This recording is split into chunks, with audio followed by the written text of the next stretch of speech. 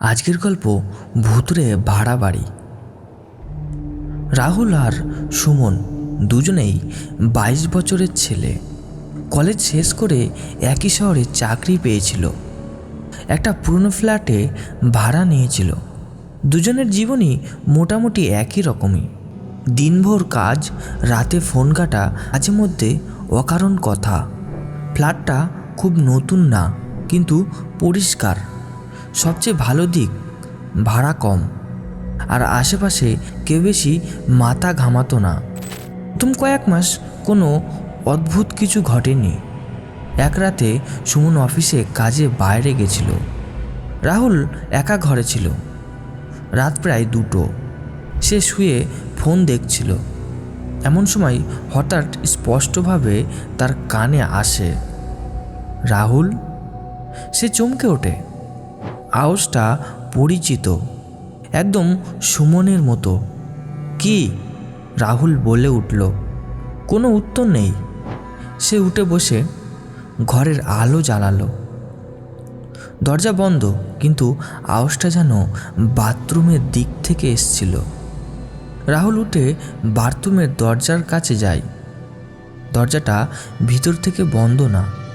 সে দরজাটা খুলে দেখে, খালি। আলো নিভালো।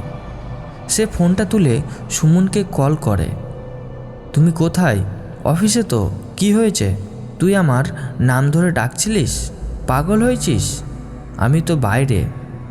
রাহুল আর কিছু বলল না তাকে। নিজেকে বোঝায়, হয়তো ঘুমের ঘোরে। পরদিন সুমন বাড়ি ফেরে। রাহুল আগের রাতের কথা বলে। সুমন হেসে উড়িয়ে দেয়।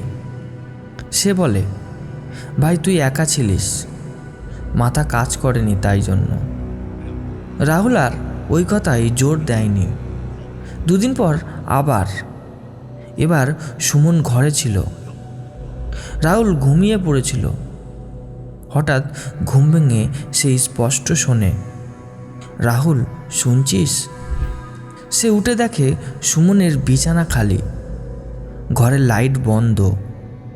আওয়াজটা আবার বাথরুমের দিক থেকেই। রাহুলের বুক ধড়ফড় করতে লাগে। সুমন, সে ধীরে বলে। কোনো জবাব নেই। সে বাথরুমের দিকে যেতে সাহস পায় না। চুপচাপ বিছানায় বসে থাকে।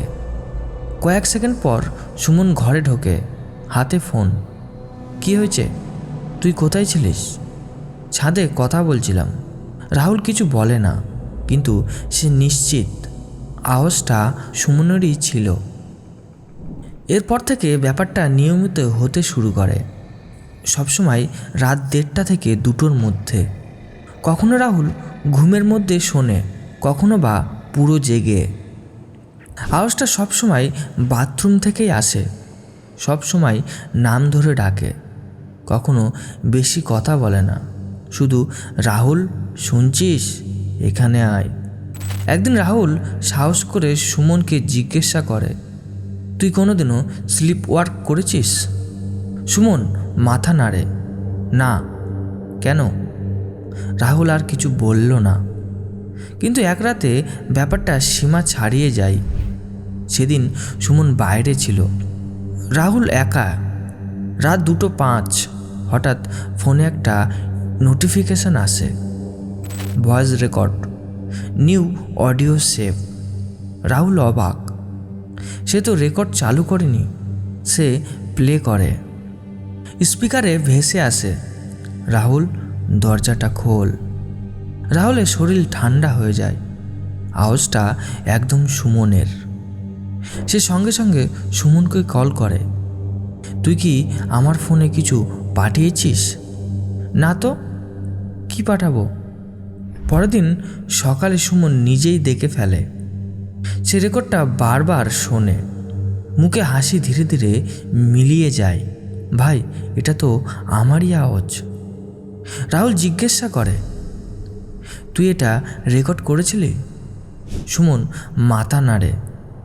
আমি তো জানি না এটা কিভাবে আমার ফোনে এলো। তারা বাথরুমে চেক করে, কিছু অস্বাভাবিক নয়। সেই রাতে রাহুল সিদ্ধান্ত নেয়, আজ সে বাথরুমের দরজা খুলে দেখবে। রাত 2টো, ঘরের নিস্তব্ধতা। হঠাৎ রাহুল, আওয়াজটা খুব কাছ থেকে। রাহুল উঠে দাঁড়ায়, ধীরে ধীরে বাথরুমের দরজার দিকে যায়। দরজার হাতল ধরে টানে, ভিতর থেকে বন্ধ। সে পিছনে তাকায়। সুমন নিজের বিছানায় শুয়ে ঘুমাচ্ছে।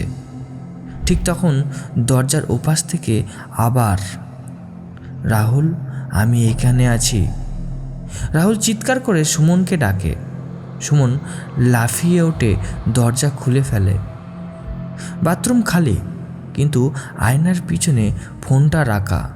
সুমনের phone, screen on, voice record চালু।